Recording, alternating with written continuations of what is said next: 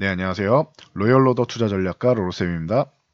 자, 2019년 12월 13일 금요일, 원래 퇴근길 시황이 없는 날인데 야간에 간단히 정리해드리도록 하겠습니다.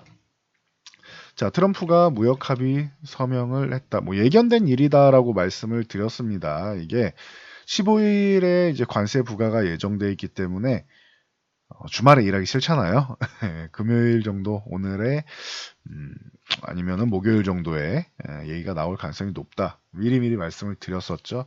어, 그래서 뭐 최소한의 우리가 원하는 것은 이룬 것 같습니다. 근데 아직까지 조금 밝혀야 되는 것들이 있는데 이 부분은 팩트를 좀 더 체크해 봐야 될 것 같습니다. 자, 주도주 급등 흐름이 나온다.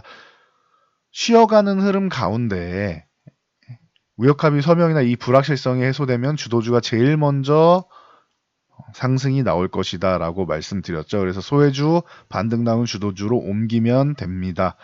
심플하게 말씀드렸어요. 확인되었습니다. 자, 외국인이 미래다라고 말씀드렸는데 정확하게 외국인 수급을 보면 미래를 예측하는 게 어느 정도 큰 틀은 맞출 수 있다. 이 부분에 대해서 다시 한번 체크하겠습니다. 자, 다우지수 뭐 상승 흐름을 보이면서 뭐 이미 뭐 알고 있었으니까 28,100포인트 올려놨죠. 그리고 이제 대기하고 있습니다. 오늘도 뭐 미증시는 나쁠 게 없겠죠. 그래서 상승 뭐 마감까지는 모르겠지만 일단 초반에 상승 흐름은 예상되고 중간에 어떤 얘기가 나오는지를 좀 봐야 될 것 같아요. 트럼프가 미중 무역 합의에 서명은 했는데 로이터 통신 보도로 보면은 중국이 내년에 그 미국산 농산물 구입하는 부분이 중요하다고 말씀드렸죠.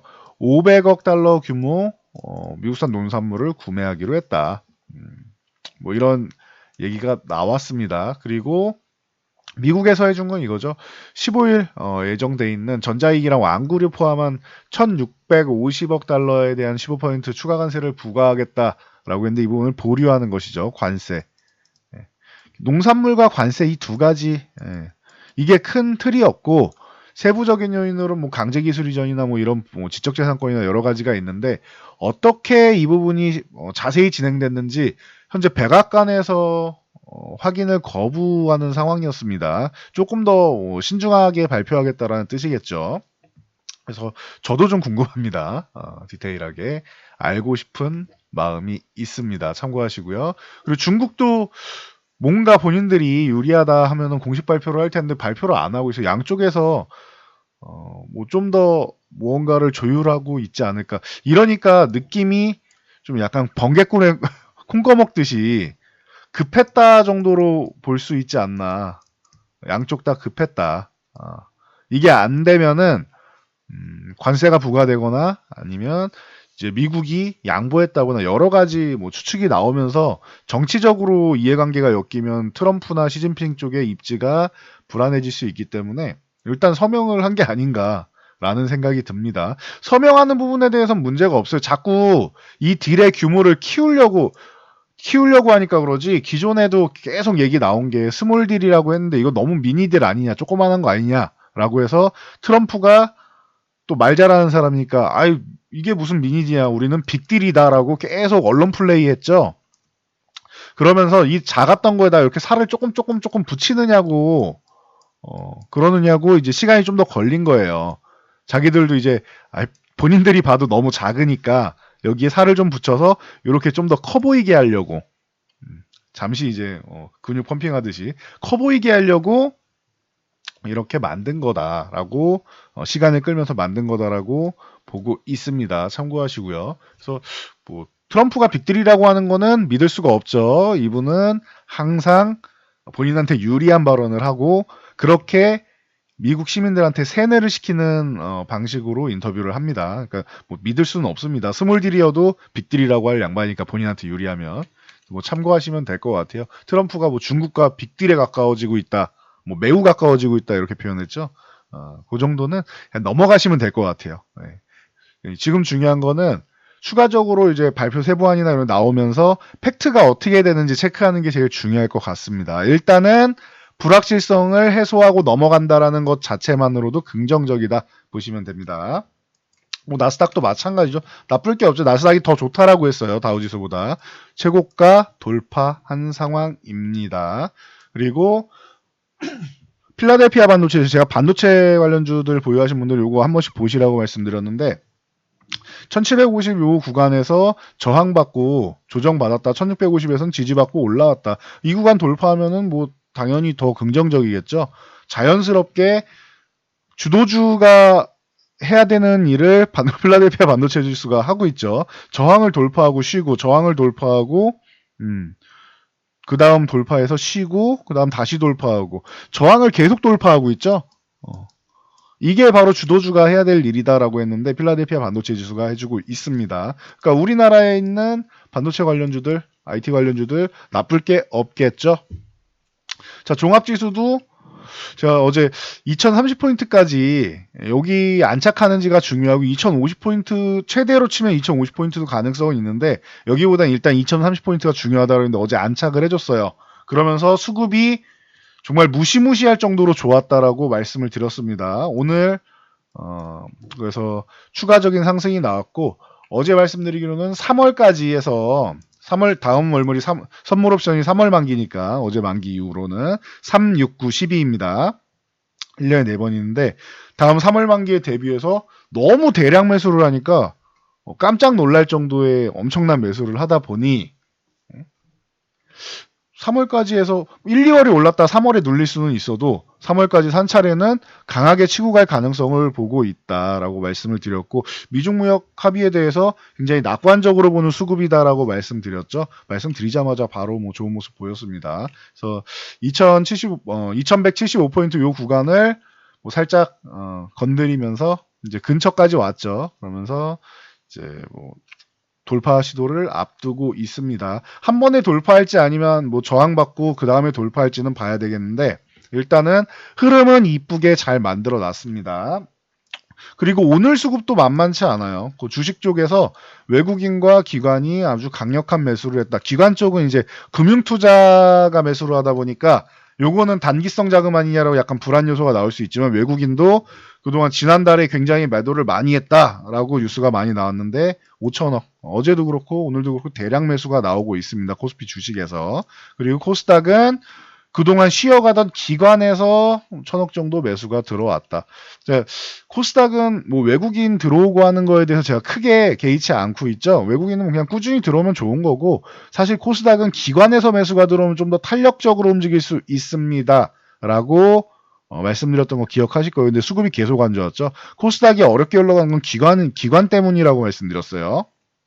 그런데 기관이 매수가 들어왔다. 근데 이것도 금융투자라서 조금 불안하긴 해요. 물론 투신하고 사모펀드 쪽도 들어온 건 다행이에요. 특히 사모펀드 같은 경우는 뭐 좀 긍정적으로 볼 수 있는데 투신도 마찬가지고 요 너무 금융투자 쪽에서 양쪽에 투자한 거는 약간 물음표는 있지만 그래도 수급 자체만 보면 좋다. 보시면 되고 선물 같은 경우도 외국인들이 거의 5천 계약을 매수를 했죠. 4,886계약이니까 5천 계약 가까이 매수하면서 상승 포지션을 더욱더 늘려가고 있습니다. 굉장히 강력한 상승 포지션을 시작하자마자 구축해 놓고 있다.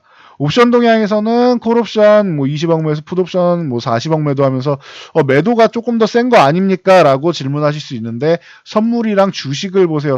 상방 포지션 이렇게 다 구축을 해놨는데 심지어 옵션까지 해놨는데 혹시나 모를 보세요. 백악관에서 아까 확인을 거부했다. 중국 공식 발표 없었다라고 말씀드렸는데 이 부분에 대해서 뭔가 시장에서 불확실성을 야기할 만한 부분이 주말에 나오게 된다면 보험은 들어야 될 거 아니에요. 그러니까 40억 정도 적은 금액인 거예요. 이거는 보험도 더 들어야 되는데 보험도 약하게 든 거예요. 여러분들이 보험을 들 때 한 이 정도 금액이면은 한 뭐 100억 원어치 들어야 되는데 40억 정도로 약하게 든 거란 말이에요. 그러니까 100억 이상 들어야 되는 거를 40억 정도? 보험도 약하게 드는 거 보니 하락에 대한 위험성을 굉장히 낮게 보고 있구나. 라고 생각하시면 돼요. 이 정도 수급이 나왔는데 하락 포지션이 아예 없다라는 거는 그건 굉장히 드문 일이라고 할 수 있습니다. 거의 한 가지는 버리게 돼 있어요. 그래서 풋을 버리던가 아니면 콜을 매도를 해서 이제 콜을 버리던가 커버드 콜이나 프로텍티브 풋 전략이라고 해서 이런 전략이 따로 있습니다. 한 가지를 버리는 거예요. 보험 들어오는 것을. 근데 이 전략 자체는 충분히 훌륭한 것 같습니다. 제가 볼 때는. 그래서 참고하시면 될 것 같고요. 뭐 코스피는 뭐 양호하다. 다음 저항을 앞두고 있는 모습까지 왔다.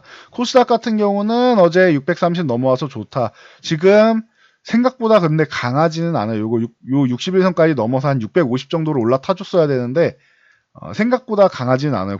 코스닥은 오늘 같은 날 한 2% 올라줘야 되는데 아직까지는 코스피로 이제 수급이 쏠리고 있기 때문에 약하다. 이제 코스피가 조금 쉬어가는 가운데 뭐 1175에서 막힐지 아니면 돌파해서 뭐 2200 부근에서 막힐지 그 부분에서 이제 좀 조정받고 좀 쉬어가는 타이밍에 코스닥의 수급이 좀 들어와 줘야 돼요. 코스닥에 수급이 들어온다라는 거는 바이오 쪽에 수급이 들어와야 된다라는 뜻입니다. 참고하시면 될 것 같습니다. 자, 특징주 간단하게 보고 넘어갈게요. 자, 삼성전자.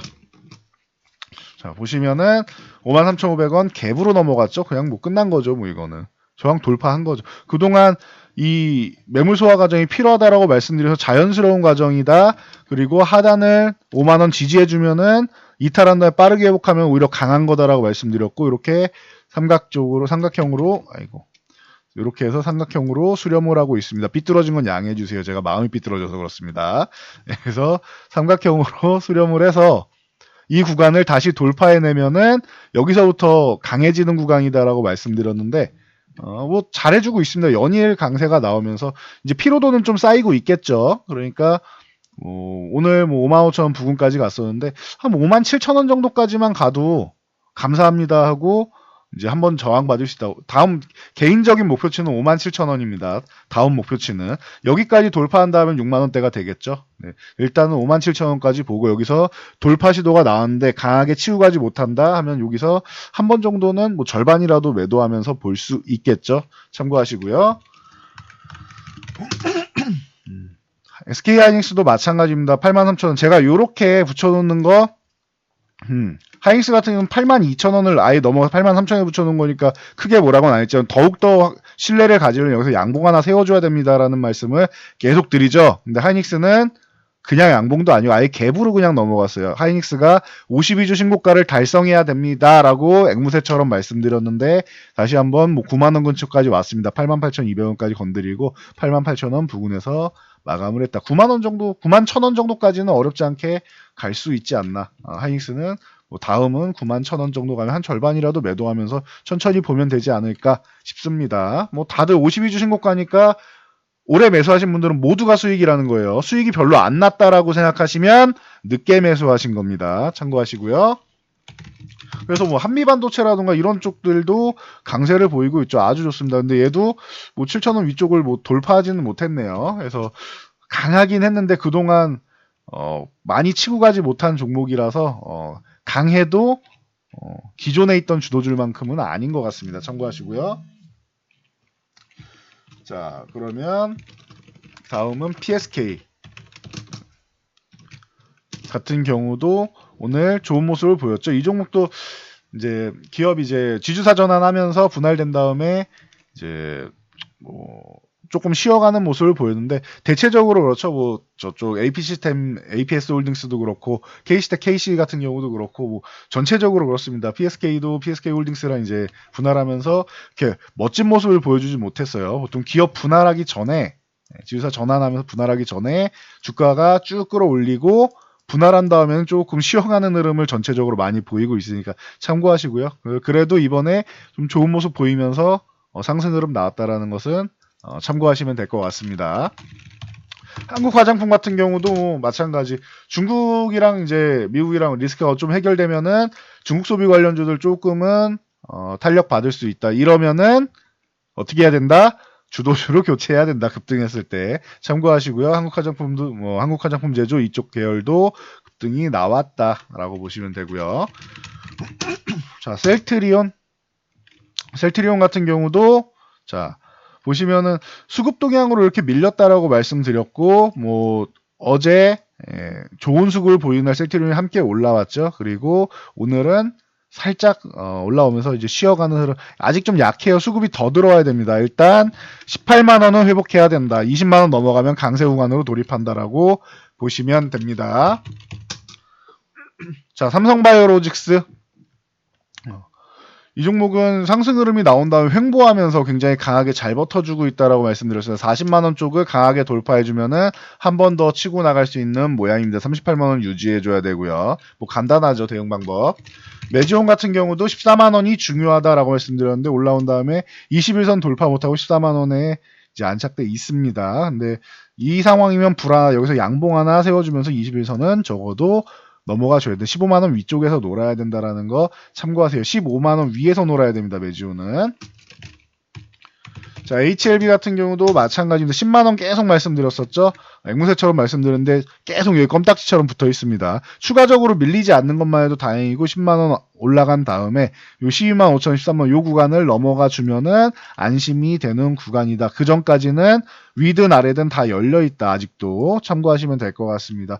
나빠서 밀린다가 아니라고 그랬어요. 이건 수급 동향이고 이제 뭐 외국인들의 이제 공매도랑 여러 가지 이해관계가 얽혀서 밀리는 거니까 뭐 기업이 나빠서 밀린다라고 생각하실 건 아닙니다. 중장기적인 모멘텀이나 이런 부분은 아직까지 기대감이 남아있는 상황인데 시간이 많이 남았잖아요. 그러다 보니 계속 불확실성에 대한 루머라던가 아니면은 수급적인 부분에 대한 이런 뭐 눌림이라던가 이런 상황이 나오기 때문에 그러는데 만약에 바이오 쪽으로 수급이 들어오고 HAB 쪽에 수급이 들어와서 이게 뭐 이렇게 강해진다면은 코스닥 지수가 같이 뭐 가는 상황이 나올 수 있다. 현재는 좀 워낙 많이 올라와서 그렇다고 했어요. 요 17만 5천 원 여기 돌파해서 요 정도까지 한 18만 원 뭐 돌파 시도 이 정도까지는 했다가 밀렸으면은 이렇게까지 밀리진 않았을 텐데 22만 5천 원 이탈했다가 빠르게 회복하는 정도가 나왔을 텐데 요 20만 원 넘어간 슈팅 과정이 나왔기 때문에 오버슈팅이 나왔기 때문에 조정 구간에서도 약간 언더슈팅 쪽이 나오는 것도 이상할 게 없는 겁니다. 이거는 인정하면 되는 거예요. 올라갈 때 산이 높으면 골이 깊은 개념이라고 보시면 돼요. 조금 더 올라가고 내려갈 때도 조금 더 내려간 거다 정도고 하단도 뭐 여러는 놓는데 그렇다고 이게 뭐 급락이 나와서 우리 뭐 매수가였던 구간 뭐 5만 원대든 뭐 3만 원, 2만 8천 원대든 이 구간을 뭐 이탈해서 저 만 원대까지 가고 할 일은 없다라고 꾸준히 언급드렸습니다. 참고하시면 될 것 같습니다.